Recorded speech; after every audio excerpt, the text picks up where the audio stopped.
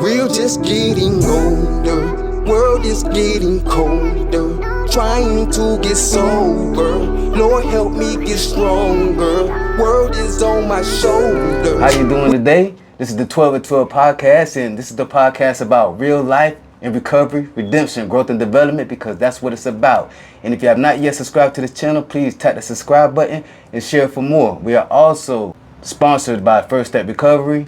If you need any help with substance abuse problem, if you need help with serious mental illness, please contact them. They will be happy to help you, and they do a great job. Great turnarounds, great graduation rate. Contact them if you need any help. And today we are with a special guest, Sammy. Hi, thank you for having me. Oh, thank you for being here, Sammy. Thank you for being here. Thank you. It's a pleasure for you being here. So, tell me a little bit about yourself. Okay, so my family is Portuguese. Okay, so From Portugal? yes, from Portugal. And you know, I had a real strict upbringing, and I had this like overwhelming need to be perfect, because that was like my dad's expectation, you know, was for me to be like perfect and pristine. And I think somewhere along the way that led me into a life of abuse, crime, addiction, theft, you know, just all the things that come along with addiction. So your dad, so your dad being as strict as he was, kind of Yeah. did it make you like rebel against him? no, actually, it- I tried to meet his expectations. He is a Catholic military Portuguese man, so his expectations and standards were Pretty high. above and beyond. I mean, I couldn't touch the walls growing up because you might get fingerprints on them type Oh, wow. type stuff. You know how people like lean on the wall to Yeah. take their shoes off at the door? Oh no, that's a no. Jeez. So, You yeah, wasn't so, playing any games. no, but I am a daddy's girl. I love my dad, and so I tried to reach those expectations. You know, like I tried to meet those standards. And my mom and dad actually got separated when I was like 9, 10 years old. So, you know, I strived for his acceptance even more at that point, I think.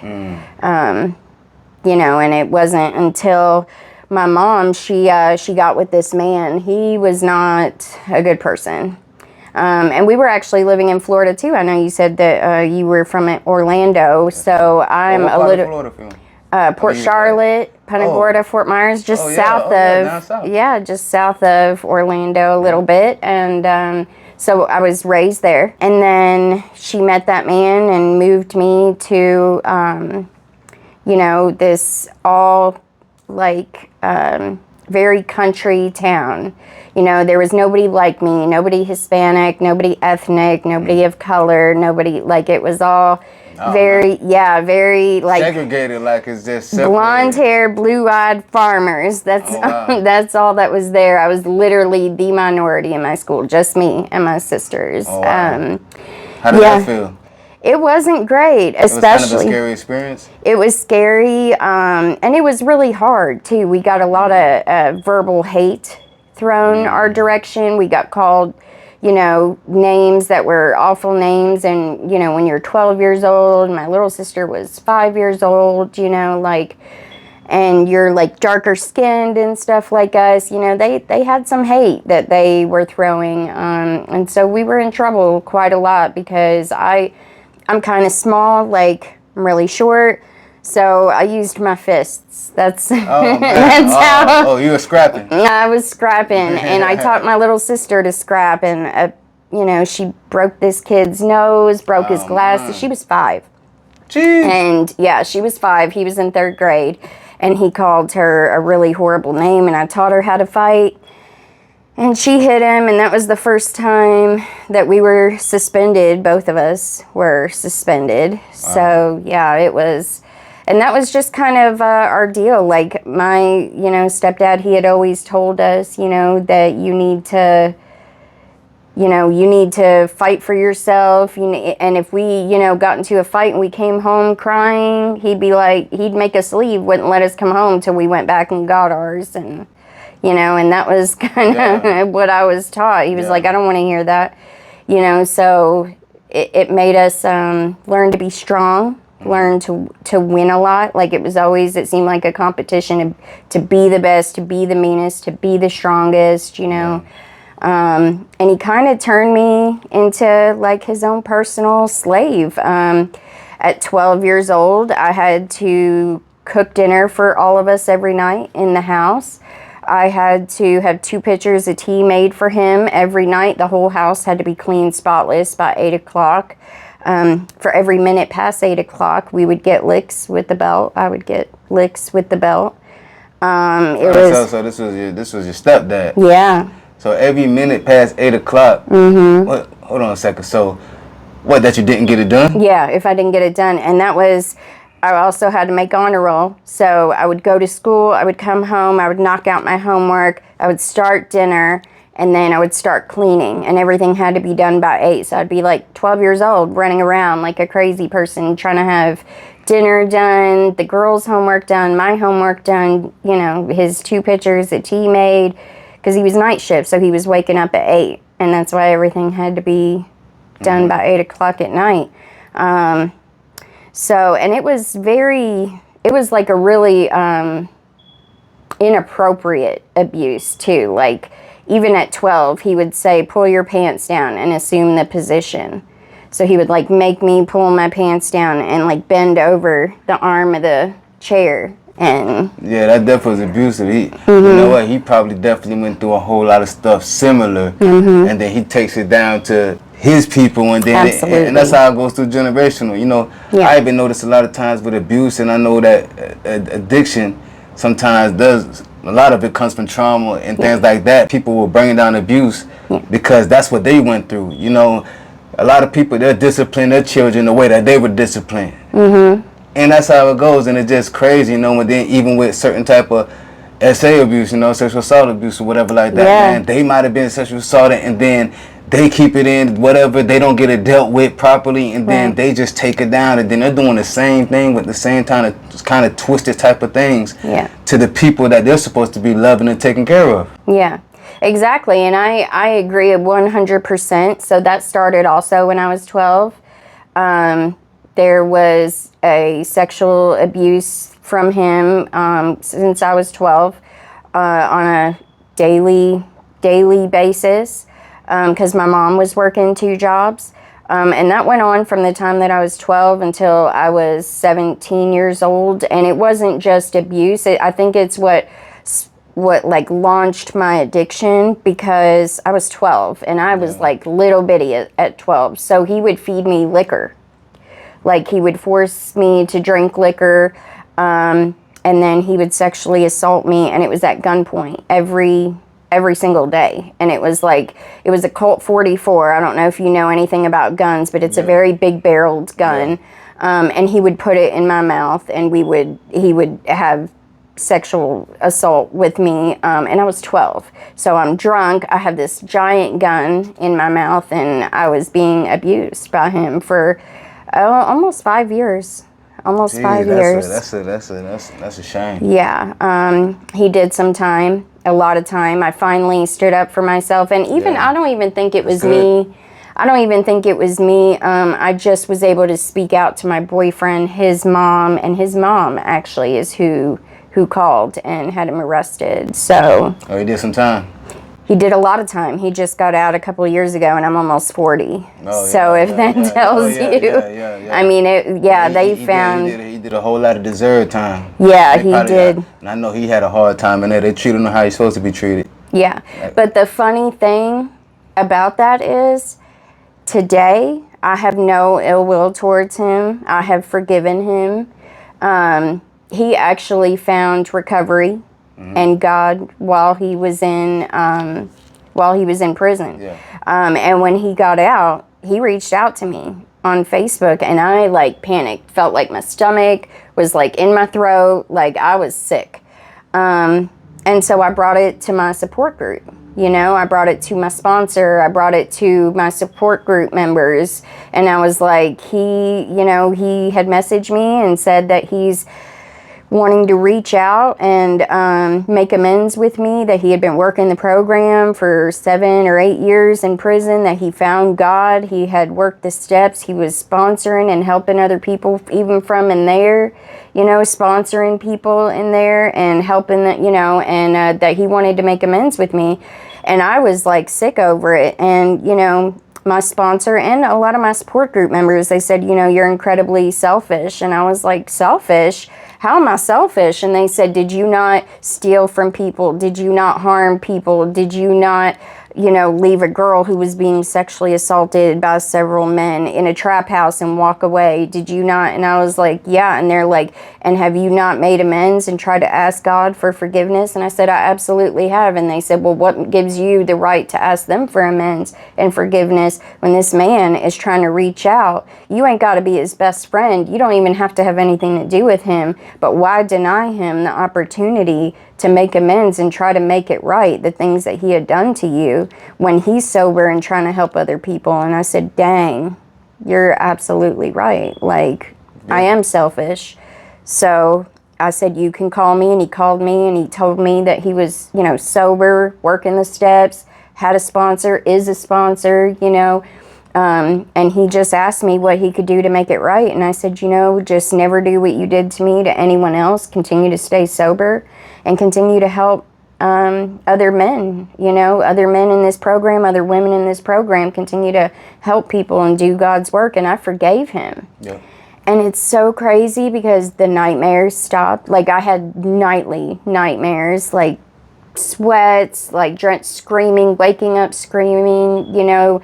My fiance at the time, he's my husband now, but my fiance at the time, you know, would have to like wake me up, and because I would be in such a deep state of fear, you know, from the things that had happened. And when I forgave him, you know, now he wanted to continue, he wanted to take it further and like be my stepdad again. And I was like, no, I mean, I can't do that for my peace, you know. Yeah. However, I do forgive you. I forgive you, and I'm proud of you. And I just asked him to keep doing what he was doing and never hurt anyone like that again. As far as I know, he's still helping people. He's still sober, and I have peace. It doesn't like run my life anymore. It doesn't affect, I don't have nightmares about it anymore. You know, like, it's just, he was a sick man. And methamphetamines was his drug of choice. He was a sick man, and that's what led him to doing the things he did. And I took a look at it exactly like you just said, like, what was done to him? Yeah. You know, like, was this done to him? Was this a learned behavior, something that he got from someone else? Yeah. And this was his way of control, of power, of trying to, you know, take some back from something that was maybe taken from him.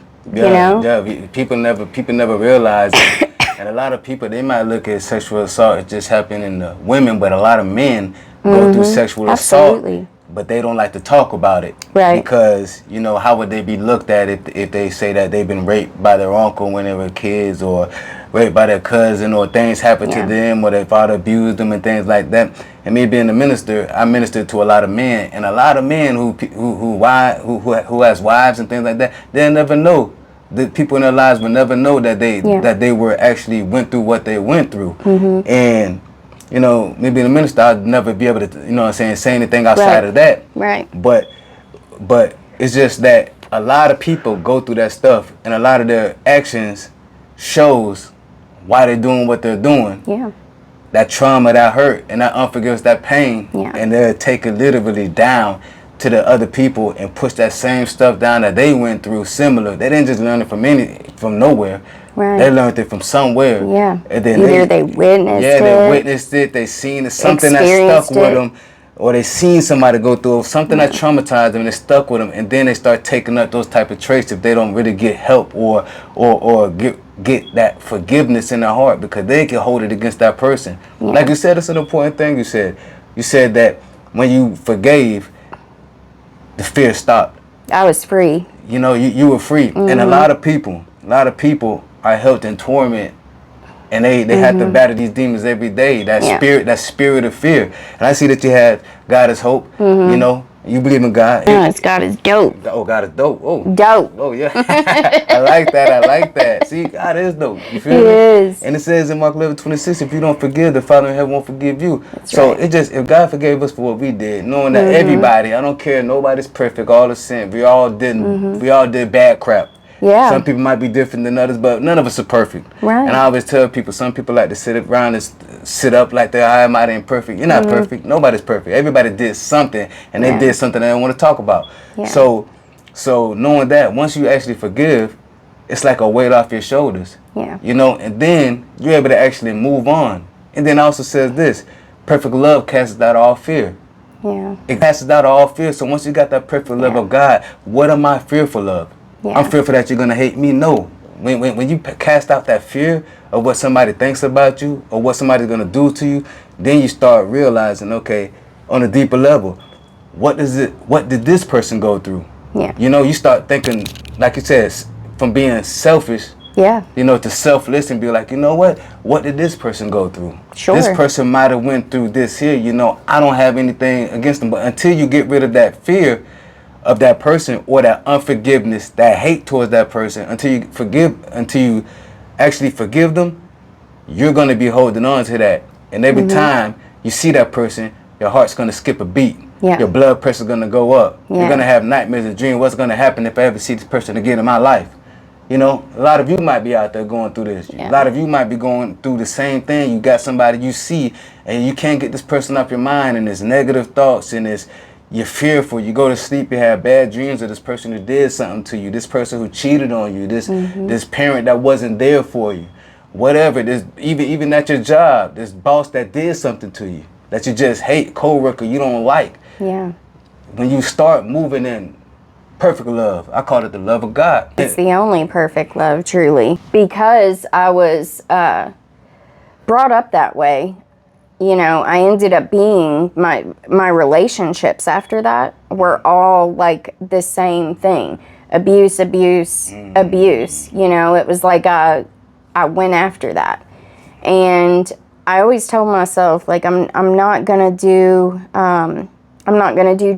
I'm not gonna drink. Like, once I was out of that house and he was gone, you know, I told myself I would never do that because I didn't want to turn into him.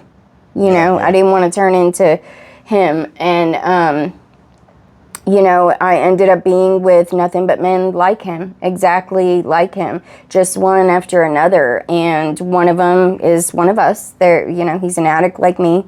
And he, you know, he had some stuff up under a hat one day, and I didn't even know what to do with it. I remember he was like, I have a surprise for you upstairs. And I went upstairs and I lifted up the hat and I was like, what is this? Like, you know, I literally was that naive to it. And he was like, here, and he, you know, he gives me $100 bill and he tells me to just snort it up my nose. And I can just remember the dark place that I was in, mentally, physically, emotionally, just like totally checked out. And I did that, and it was gone. The pain was gone, the mental anguish was gone, like all the physical, mental, emotional things was all gone, dude. And I was like, this is where it's at. I was able to be a mom. I was able to take care of I was like super mom, you know, like cooking and cleaning and taking care of my sisters and my daughters and, you know, my boyfriend and doing all the things like Wonder Woman. And I just kept needing more and more and more. And I spiraled very, very fast, like from cocaine to heroin to, you know, I called CPS on myself and told them to come get my kids. Like, no one called on me. I called them. And I had 4 daughters. They were 6, 5, 4, and 3. You knew that you was in a place that listen, I need help and I'm going to be doing more harm. Is that why you did it? Well, honestly, so I told myself for the longest time, because my boyfriend at the time had cheated on me with like a 17-year-old girl. He left, and I'm like out in the country, you know. So I'm out. Still in that area? Yeah, still in the country. Oh, dang. Yep. And so I had no car, you know, I had no phone. I had nothing. Electric eventually got turned off. Water got turned off. I can remember being in the rain using a handsaw to saw down like branches and stuff to put into the grill to start the grill in the rain, like cutting down kindling and branches and stuff just so that I could throw a can of green beans on it to heat it up to feed my kids, because we had no electric, no water. I'm putting them to bed, all in my bed with me, with 3 pairs of pants on and, 3 shirts and hoodies and comforters because it's cold and, all this stuff. And I told myself at the time, that they deserved better. They deserved 3 hot meals a day, a nice warm bath at night, like a warm bed to sleep in, like that they deserved all these things. And I told myself and convinced myself for a very long time that I called CPS and gave my kids away because, I wanted a better life for them. And I think to some extent, part of that was probably true. But when doing like a 5th step with my sponsor, and really just getting brutally honest about it, they were in my way. I wanted to get high, and it was really, really impossible to do with 4 small kids. Like I was having to like drag them from, neighbor's house to neighbor's house, where I could get, my dope from and stuff. And it just became too much of a headache and a hassle. And really, they were just messing up my getting high time. And that's the truth of it. And I can get honest about that today because that's who I was back then. I was an ugly creature in my addiction. I really was. And thank God for my kids' grandma and grandpa, their dad's mom and stepdad. They took care of them. My youngest 2 got adopted out by 2 wonderful people. I mean, they are amazing, amazing people. And then my oldest 2 were raised by their grandparents, their paternal grandparents. And, I just went to both my daughters' graduations in May. Both my little girls graduated their senior year this year in May. Yeah, and I got to be there for that. And I do have one of them back in my life, and we're actually in a custody battle and about to win full custody of my husband's 2 daughters too. And I went from the woman that was calling CPS on myself to give my kids away to becoming the supervisor for my husband to be able to see his kids. And I was like, around in the circle, right? Like, it's crazy. It's so crazy to me. I was like, it's okay that I'm the supervisor? Like, I was so confused. And they said, yeah, this is, like, we trust you, like, because I had references, I had, all these different things. And I was just like sitting there, and I talked to God a lot, like throughout the day. I just like, I call it full God conversations, like all day. Like some people call it prayer. I do pray a lot, but I just have full on God conversation. I do the same thing. I do that so much people think I'm talking to myself. Like, you must be crazy. You talking to yourself? Nah. No. I'm not talking to myself. No, and I just say, like, this is crazy. Like, how did I get here? Like, and I'd be waiting for an answer. Like, he's gonna answer back, and he doesn't. Like he does. I feel like in his own way, obviously not verbally, but I just think to myself, oh my gosh, like this is insane that this is where I'm at, that I'm trustworthy today, that I'm dependable today, that people rely on me today. And I'm like, I'm just me. I am like nobody special. Nobody. I am like a straight up, like, from the street to, the church. And I just don't. Hey, but you know what? That is special. Yeah, it's great. That is special because this is the thing about it. Your story is so many people who went through the same type of story. Yeah. A lot of people might not have been through a lot of hard times. Yeah. And then when they get older, they go through hard times, and a lot of people might unalive themselves. They don't know how to take it. But it takes a strong person to help other people. Yeah. That's what it takes. So little did you know that all the stuff that you went through, one day you'll be able to help people out. It was going to lead me here. It's going to lead you to that. I always tell my sponsees, when I'm taking them through, and especially that fifth step, because everybody's so afraid to unleash their deepest, darkest everything to another human. You know, people like to say, I'm taking it to the grave, or that's between me and God. You know, I ain't never telling another soul. I'm one of those people, and I always tell them, like, my story is someone else's survival kit. And your story is someone else's survival kit. You know, they're going to hear that and hear your truth and hear your honesty and your rawness and your realness. And they're going to look at you like, what has happened within her that she can stand up there in a room full of 200, 250 people and tell them that she's been sexually assaulted, tell them that she's given away her kids, tell them that she's been abused and her teeth were knocked out. And then all of a sudden, she finds God and she finds hope and recovery. And I call them God crumbs. Like, I feel like he drops people, situations, places into our life for us to be able to get to our purpose. Like, I tell them, like, I don't ever want to find out the person that I'm meant to help, ever. I don't ever want to know who that is, because the second I find that out and I help that person, then it's like I can let up off the gas pedal and I can be done. You know, like, I'm like, okay, I did my job, now I'm done. Like, no, it's forever for me. And I don't always want to help people. I don't. Like, if I'm being honest about it, sometimes I just want to go home and relax. I have 2 kids I'm taking care of, you know, a husband I'm taking care of, sponsees I meet with, step work, commitments to telling my story, you know, work, all these different, I'm tired. Like, that's full baggage. Right. But the second I'm like, oh, I don't want to do this, that's when I get up and I make myself. I'm like, I'm going. I don't want to, but I'm gonna do it. I'm telling you, I know how that feels, especially like when I was doing ministry work. It's like, I don't Yeah, always that's feel like beautiful. praying for people. I don't feel like doing this. You know, I was working with a nonprofit. I had my own nonprofit for some years down there in Orlando. So I just been working with the homeless and hope just on my free time. Yeah. All the time for years and years. So I'm like, sometimes I didn't feel like doing it, you know. Mm-hmm. And even now I still do it, but it's like sometimes I don't feel like doing it, but then I'm like, man, I feel like it's the God inside of me, the Holy Spirit just be like, hey, you know what, man, nah, you're here, this is your purpose. You got a job to do. The important thing is, people, one thing, you got to find your purpose. Yeah. You got to find your purpose. And one thing I notice about the purpose, right, is that your purpose is bigger than you. Mm-hmm. It's always big. It's not about you. Your purpose on life is being a human being is actually to give the gift that God put inside of you to give it out to the world. Right.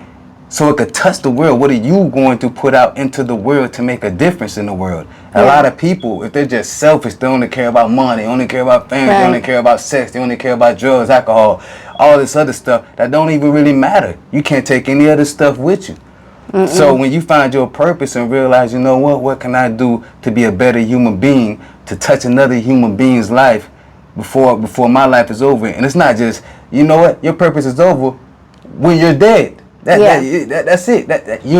When you got your purpose, it's your mission. It's like, yeah, listen, this is your mission and this is your life mission. Yeah. This is the whole purpose you were created. So once you realize that, and I feel bad for people who don't know their purpose. That's why I like to tell people it's so important to find out your purpose, because if you don't know your purpose, you're running around blind. Yeah. And then you're doing a lot of things that really don't mean anything at all. You know, and you're not fulfilled by anything. So you got people who got a lot of money and they just want more money, but they're never happy. Right.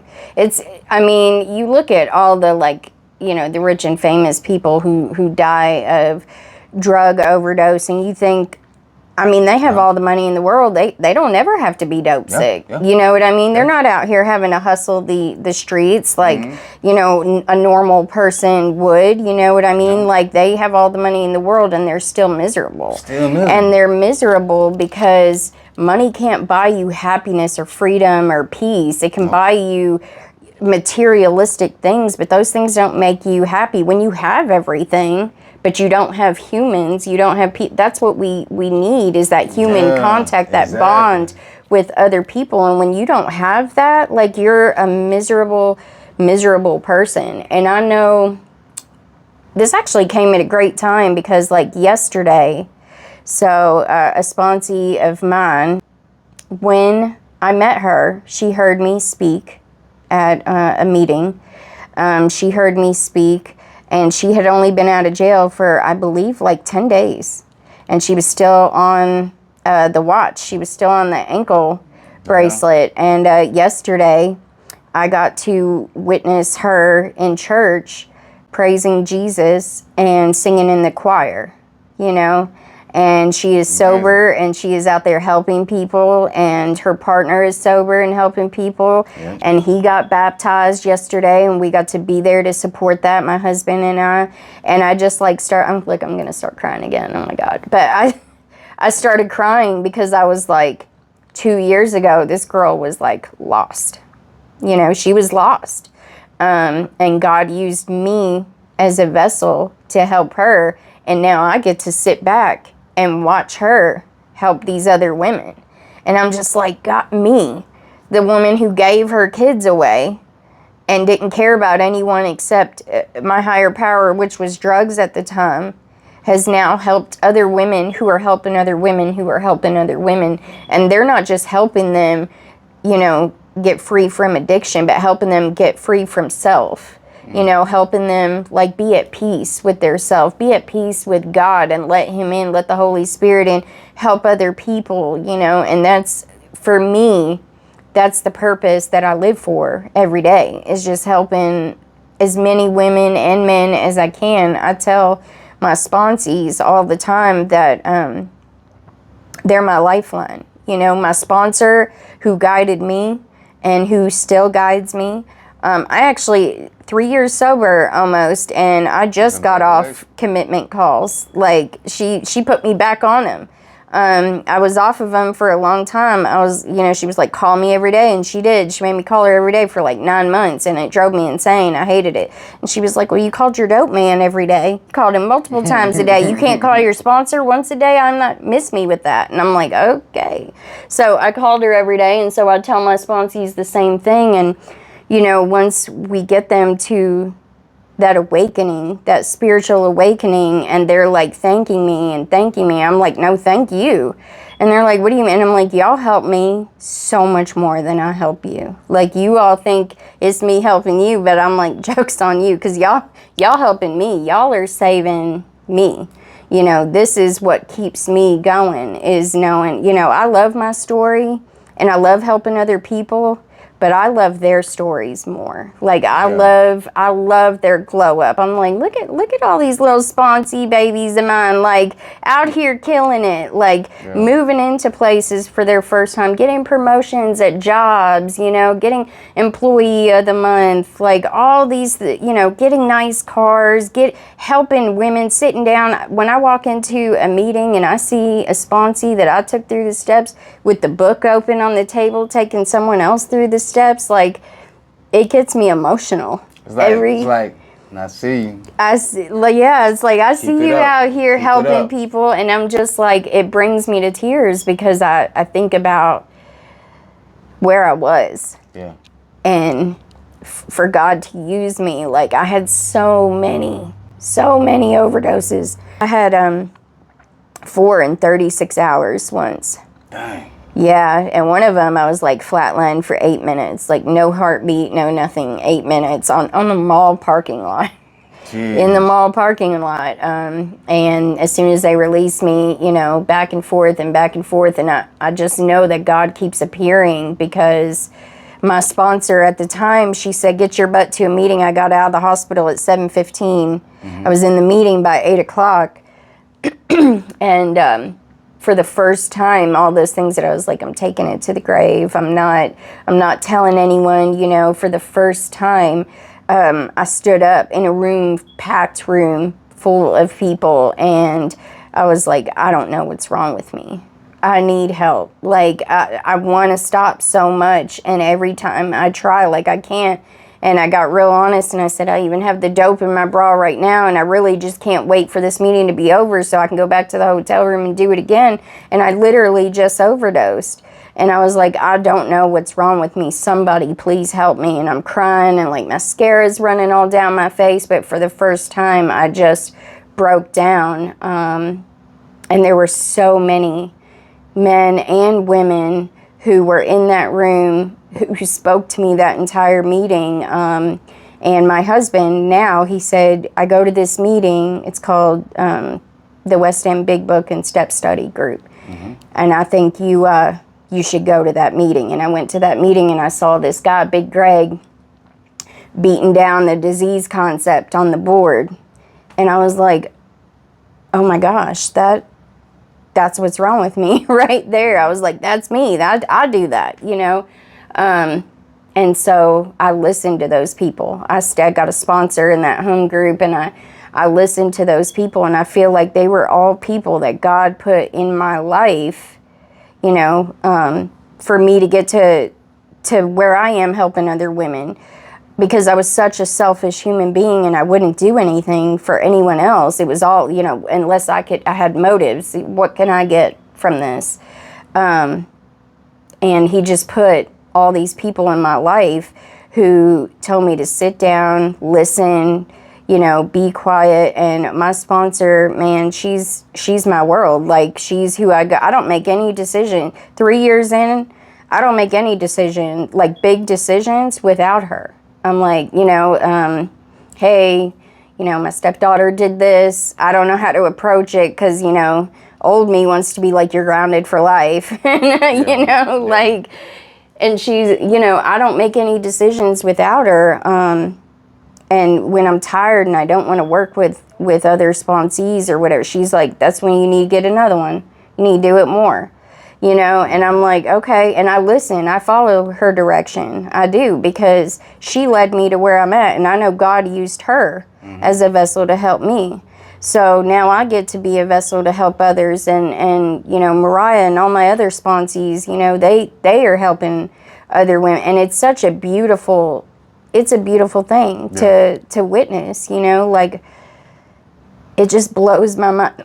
It's like recovery is a small world, but at the same time, it's like huge. You know, we went to Akron, Ohio, where it all started this year for Founders Day.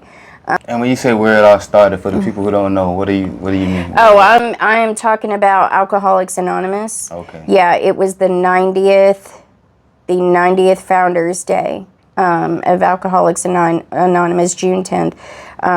But it was, the Founders Day was over the weekend before, and just sitting in the room, the first detox room,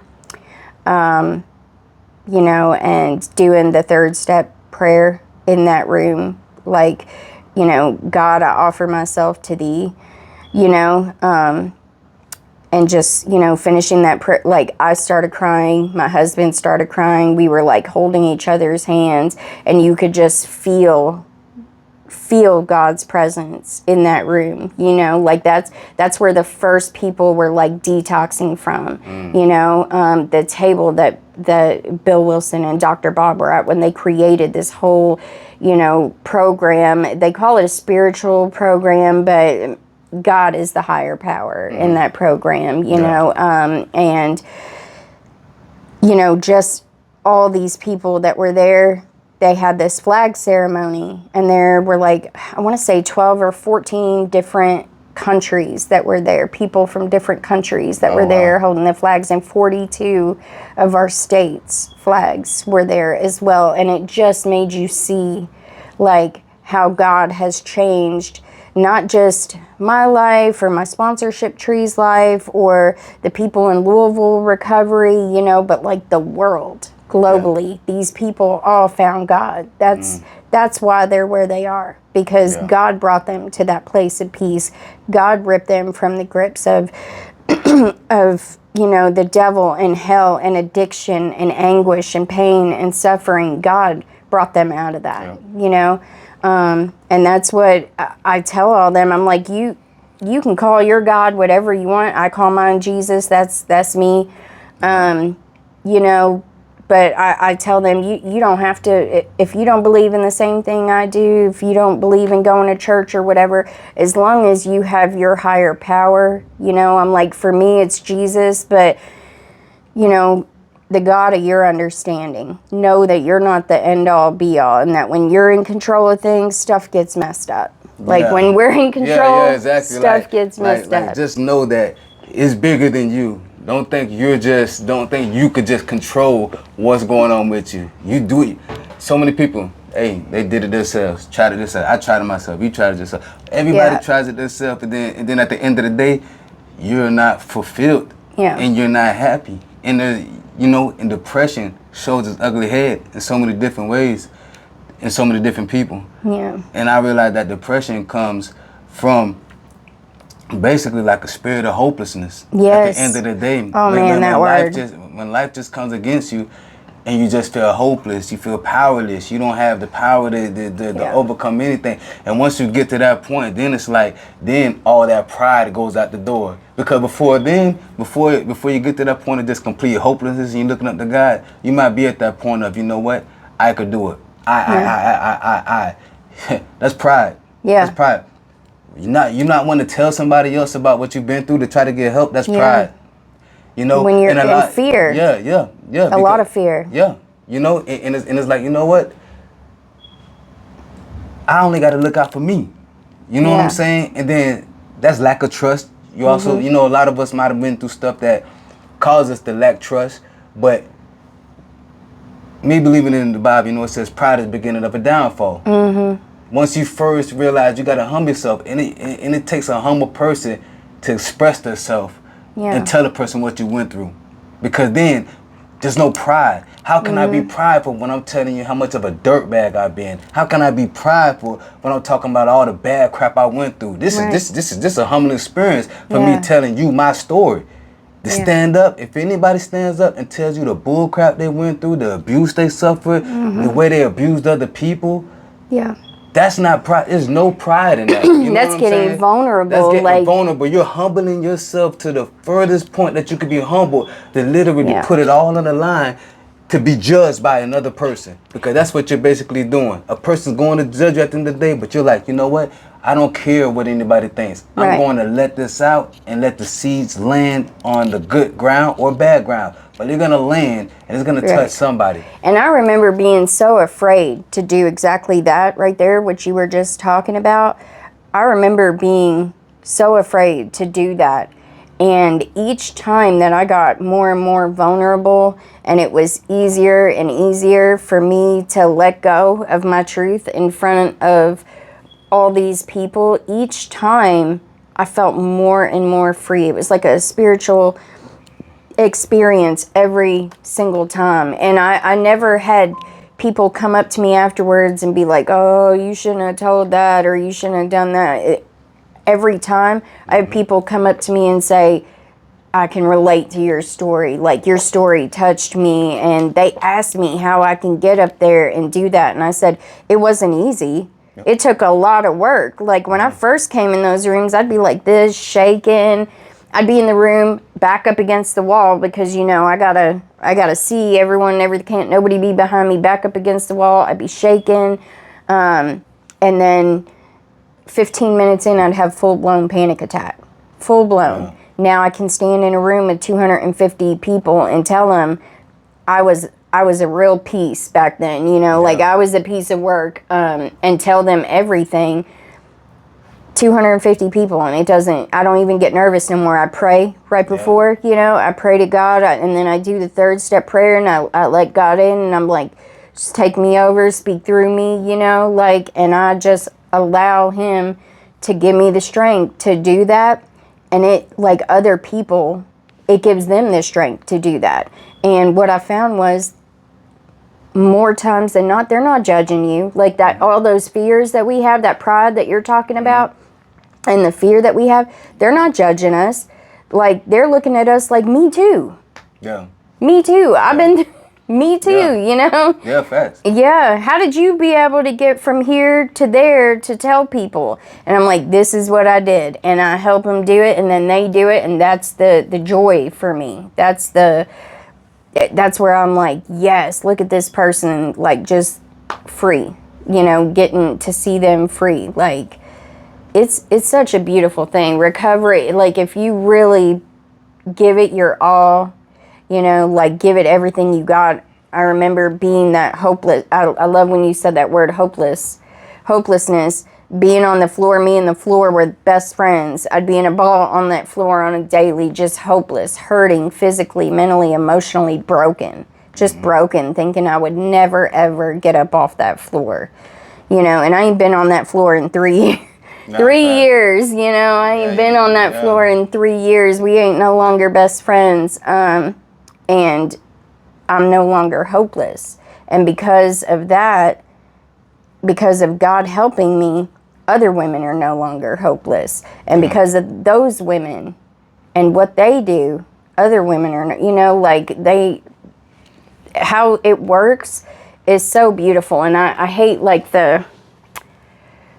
I hate how people, like, recovery gets a bad stigma, or people like us get like this bad stigma, you know, of, oh my God, they're addicts, you know, like, finding out that I was admitting that I'm an alcoholic, you know, that I'm an addict was... Yeah, see, that's the worst part when, like, and like you said, it's a fear. Fear could come with judging people wrong. Because it's like, they'll automatically look at you and be like, yo, look at this person. Yeah. I don't want to give this person a chance. Yeah. I don't want to give a person... And I think that's the fear of having, if somebody judges, you know, when you go out there, how is this person going to look at me now after I tell them this? Yeah. What is a person going to think? You might not have everybody who might agree with you. You might have somebody who might be like, yeah, you know, kind of like with your stepdad, kind of, you know, like, hey, you went through this.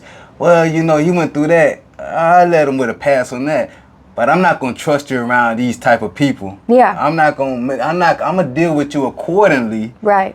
To believe that you changed, but because of what you did, we're not gonna be besties. Yeah, we're not gonna be besties. I'm not gonna be that guy. And then you have people who might not have been in that experience, and they look at that and they be like, hold on, I still don't trust you because of what you did to her.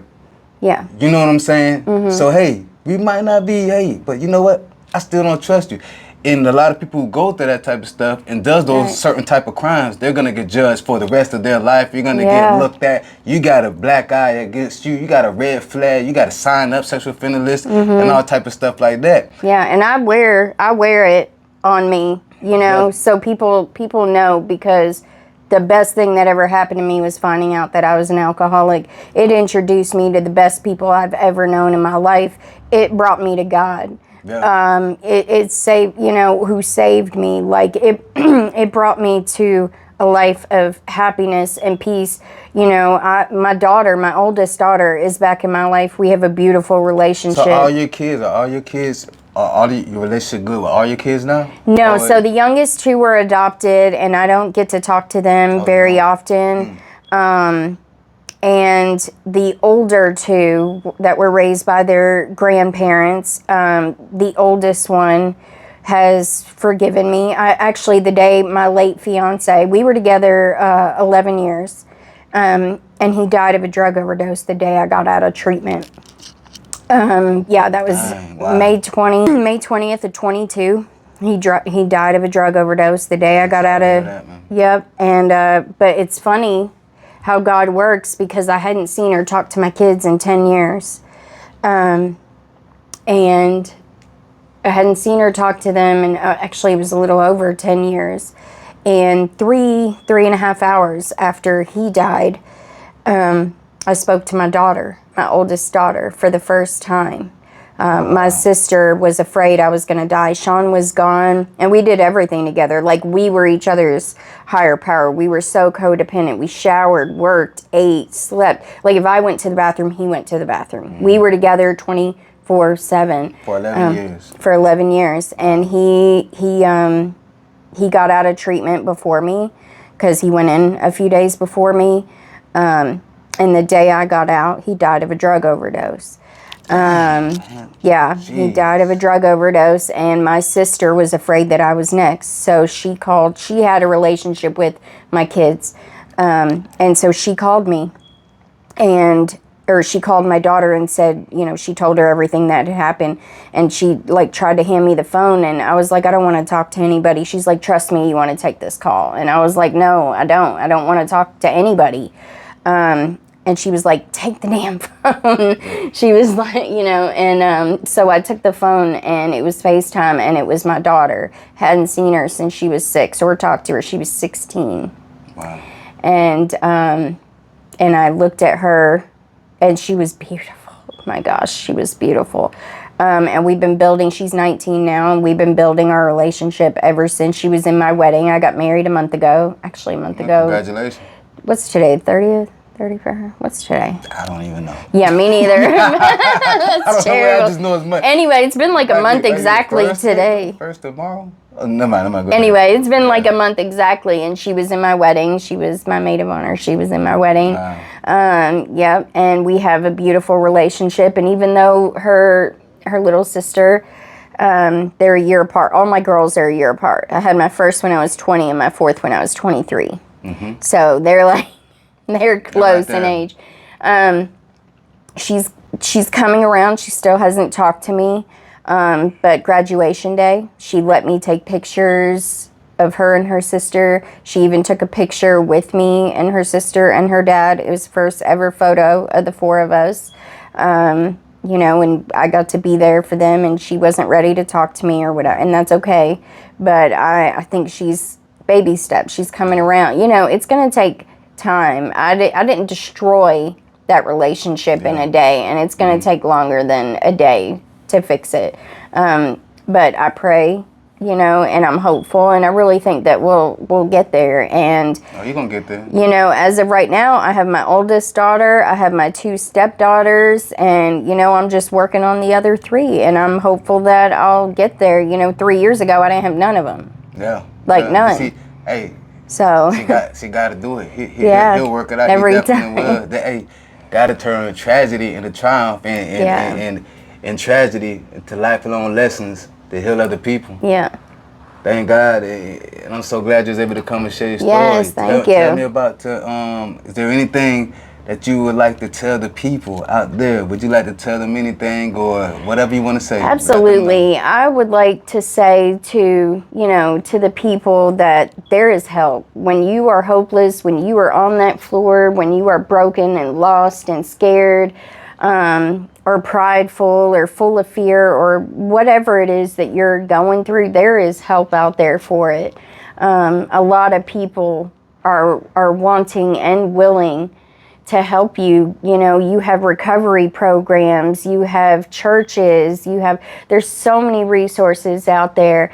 And I think, you know, this is a beautiful thing that you guys are doing here to help so many other people to a place of hope. You know, there is hope out there for you. Find someone. You know, you don't even have to say anything in meetings. You don't even have to say anything in church. Just go and listen, you know, until that right person will come up to you. And I believe that it'll happen. I've seen it every time. I just kept going till the right one came up to me to help me. So there's hope. You know, there's hope out there, and you can get to a place of peace and happiness through other people. You know, just go and wait for the right one to come up to you, and, you know, there's hope. You can get help from them. So, yeah. Yes, ma'am.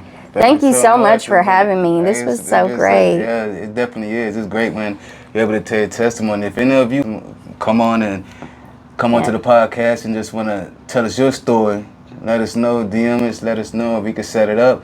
And such a beautiful thing that she said, you know, about the hope and about, you know, there's help out there. Yeah. Just one thing you just can't do is give up. Right. It might seem like you're down right now. It might seem like the world is against you. You might feel like God is against you right now. You might be blaming God right now.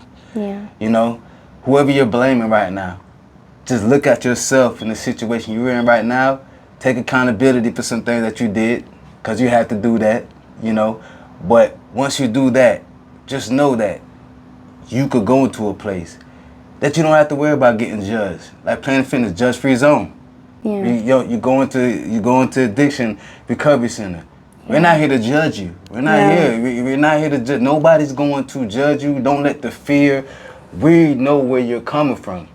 So don't think that you're gonna come in here and everybody's just gonna look at you bad, or you're just gonna tell a story that's just gonna make people just be like, I hate you just so much. No, listen. Your past is your past.